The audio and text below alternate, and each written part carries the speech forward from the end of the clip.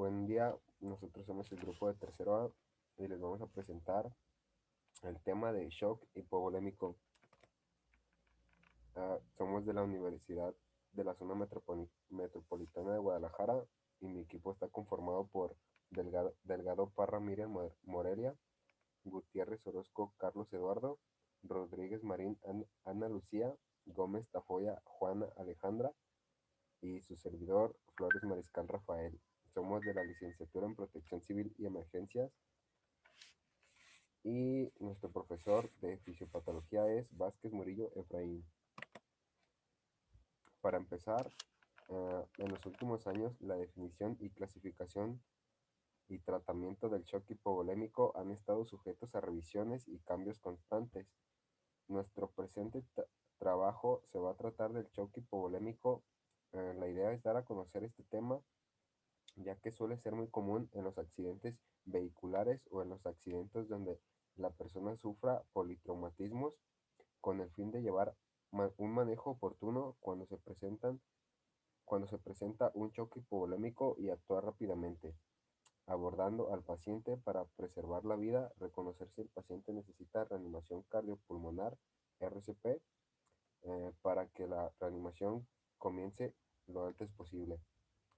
En esta revisión hablaremos a profundidad sobre el shock hipovolémico, el más común en pacientes politraumatizados y la mayor incidencia en una sala de urgencias. Los objetivos son los generales.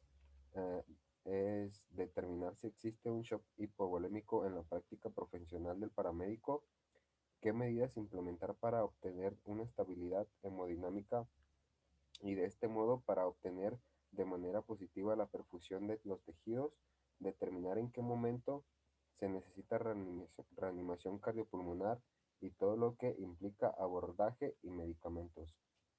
Conocer la fisiopatología del shock y explicar a fondo la acidosis metabólica.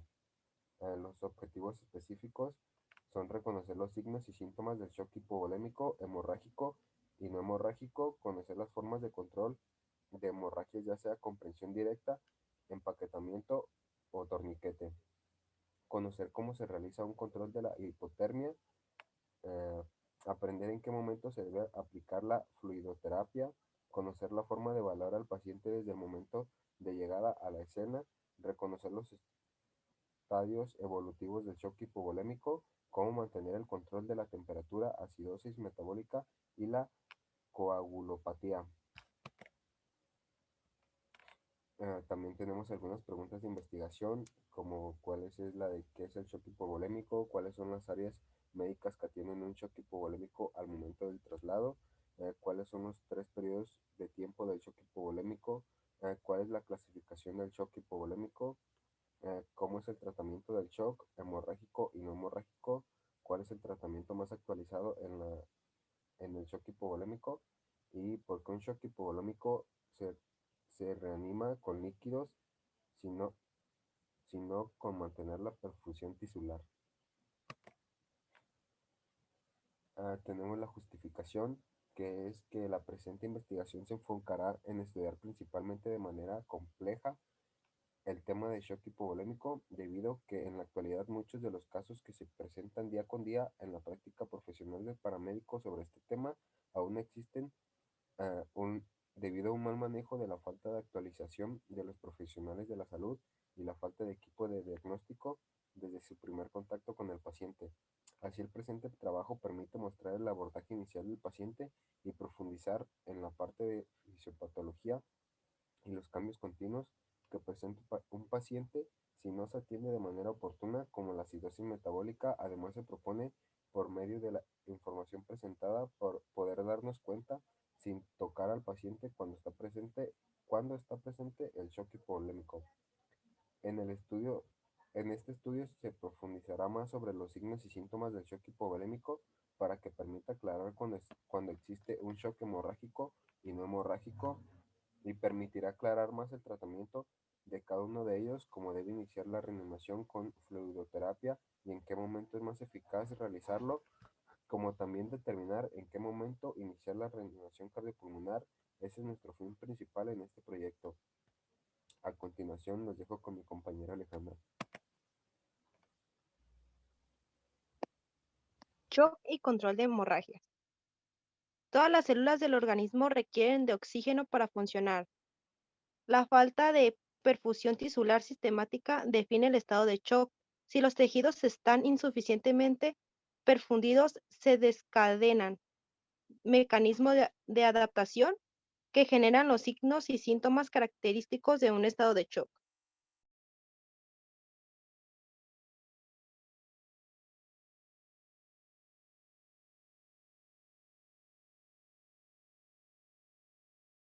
Ya, continúa. El estado de shock es un síndrome producido por perfusión tisular sistemáticamente insuficiente. Esto deriva a un metabolismo anaeróbico con generación de productos tóxicos y producción de escasa energía. Como resultado de la hipoperfusión celular se producen efectos finales interrelacionados entre sí, por lo cual se inicia de manera temprana. El tratamiento tiende a perpetuar y agravar condición del shock hasta tomarse irreversible. Dichos efectos son falta de aporte de oxígeno a la célula, alterando el metabolismo aeróbico con la consiguiente insuficiencia en la producción de energía, falta de nutrientes que de manera normal son conducidos por el plasma sanguíneo hasta la célula, y debido al estado de hipoperfusión e isquemia se puede llegar a la zona en la cual son captados, y la dificultad o ausencia absoluta de la eliminación de los productos de desecho de la actividad celular, lo que produce alteración del medio interno y externo, alteraciones metabólicas, ácido base e hidroelectrolíticas que conllevan a una acidosis, lo que causa un deterioro a las funciones de la célula.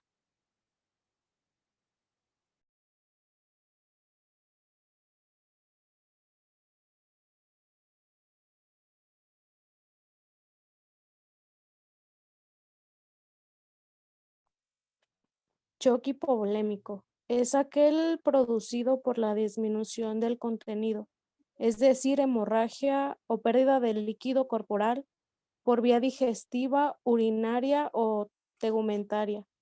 La pérdida súbito de hasta 1 litro de volumen total sanguíneo produce un shock compensado ligero, y en un adulto promedio el volumen total de sangre es de 5 a 6 litros. El shock hipovolémico es el estado de shock más frecuente en el ámbito prehospitalario y se debe sospechar en todo paciente de trauma hasta que se demuestre lo contrario.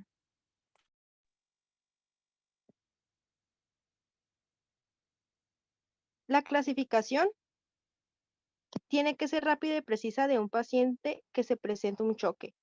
Se divide en 4 clases. La clase 1 es el paciente ansioso, la clase 2 es el paciente taquicárdico, la clase 3 es el paciente hipotenso y la clase 4 es el paciente inconsciente.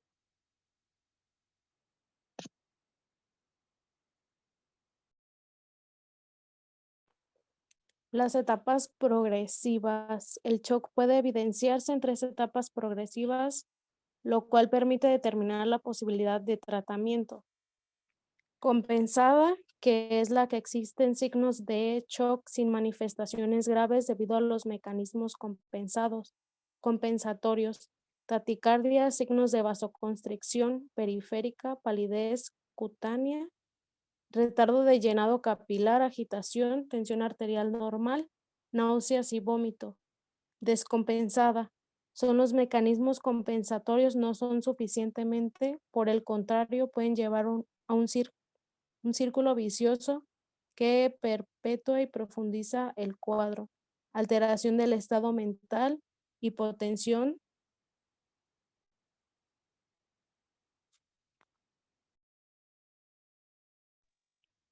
disnea, dilatación pupilar y oligaria. Y la etapa irreversible. En esta etapa, ningún tratamiento es capaz de corregir las condiciones del shock y por lo tanto nada evita la muerte del paciente.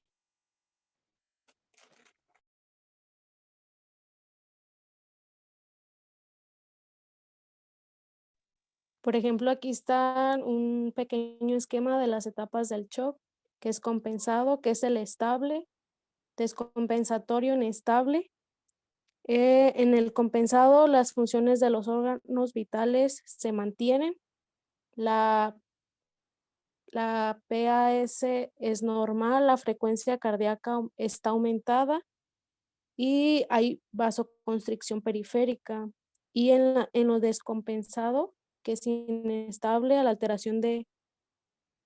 hay alteración de microvasculatura, taquicardia marcada, TA normal o hipotensión, signos de disfunción orgánica y pues la irreversible, que es hipotensión marcada, bradicardia, daño orgánico progresivo. La acidosis láctica es indicador de grado de compromiso. En el shock hemorrágico, el hematocrito no es sutil en la etapa inicial, como lo indica del volumen perdido. Y pues existe una triada letal que es acidosis, coagulopatía, hipotermia, que se explicará más adelante.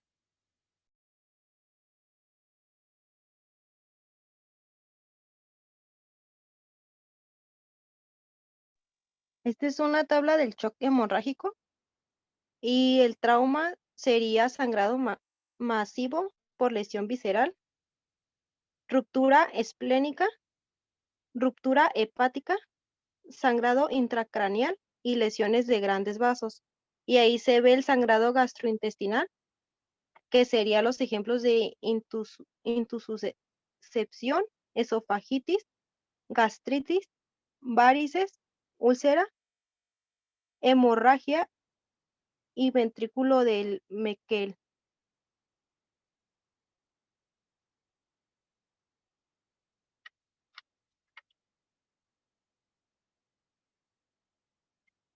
La clasificación del shock hemorrágico se divide en 4 clases, como lo vimos anterior, y los parámetros que son las pérdidas en milímetros, el porciento de hipovolemia, la frecuencia de pulso, la tensión arterial, el llenado capilar,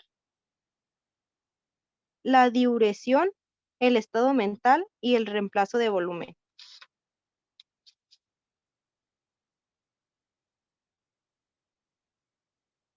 El shock no hemorrágico es pérdida de fluidos y electrolitos, que en eso sería diarrea, vómito farmacológico, disfunción renal, sudoración excesiva y derivación del agua. Pérdida de plasma sería el sepsis, quemaduras, síndrome, peritonitis, cirrosis, pancreatitis. Causas endocrinas es el diabetes mellitus, diabetes insípida, insuficiencia adrenal, hipotiroidismo.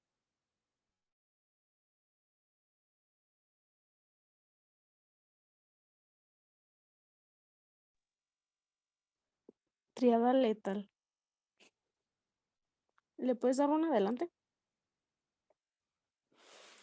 Existen 3 términos de la triada letal, que la primera es la acidosis metabólica. La acidosis metabólica en pacientes con trauma ocurre primeramente como resultado de la producción de ácido láctico, ácido fosfórico y aminoácidos inoxidados debido al metabolismo anaeróbico causado por la hipoperfusión. La hemorragia produce una disminución de la oxigenación tisular por una disminución del gasto cardíaco y la anemia. Sin embargo, en pacientes con trauma torácico y contusión pulmonar puede haber un importante componente debido a una inadecuada eliminación de CO2. La hipotermia se define como la temperatura central por debajo de los 35 grados, usualmente clasificada como ligera. Al lado tenemos una imagen donde nos dice que la hipotermia leve se clasifica de 33 a 35 grados, la hipotermia moderada de 30 a 33 grados y la hipotermia grave menos 30 grados.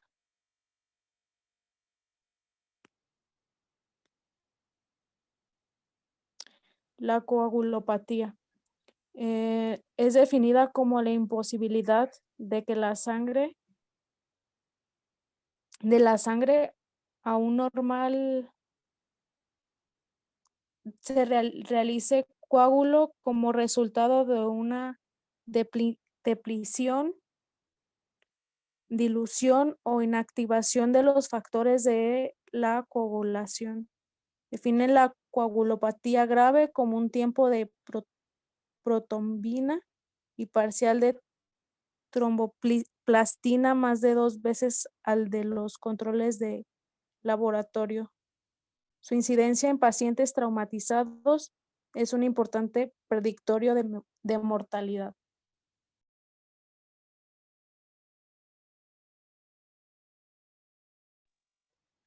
Tratamiento. El tratamiento es optimizar la perfusión de mantener las ABC estables y hacer un buen traslado a un centro de trauma para un tratamiento definitivo. Es importante manejar de manera adecuada la vía aérea, su ventilación y su circulación del paciente.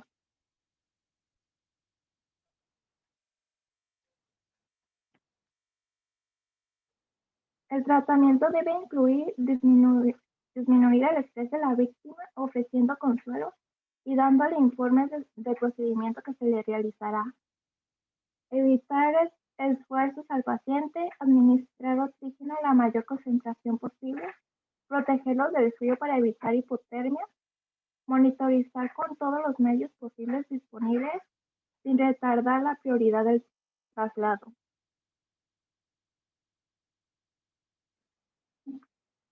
Una vez que se evalúe el ABC primario, es importante buscar signos de shock y hacer una estimación del volumen de sangrado que proporciona una orientación con respecto a la condición o etapa clínica.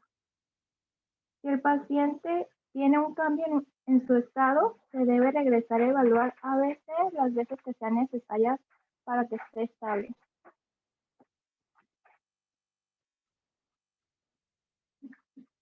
La hemorragia es la principal causa de shock en un paciente con trauma, de manera que es importante hacer el tratamiento del sangrado. Está la técnica de presión directa, es la forma más simple de una hemorragia externa. Consiste en colocar ya sea una gasa o un trapo limpio sobre la herida y ejercer presión de manera continua hasta que ésta se detenga el sangrado. Está el empaquetamiento. El empaquetamiento de la herida es una destreza que el profesional debe conocer y aplicar en el tratamiento de hemorragias masivas. Es indicadora para sangrados en regiones articulares, en el cuello.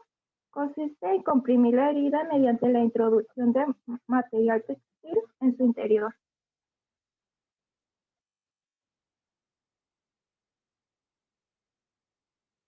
Torniquete. Es un ámbito civil, es muy efectivo ya que es muy táctico para su eficaz uso de control de hemorragias exsanguinantes. Esta técnica solo se aplica en caso de las extremidades superiores e inferiores, y su finalidad es bloquear el flujo sanguíneo ejerciendo presión constante por arriba de la lesión.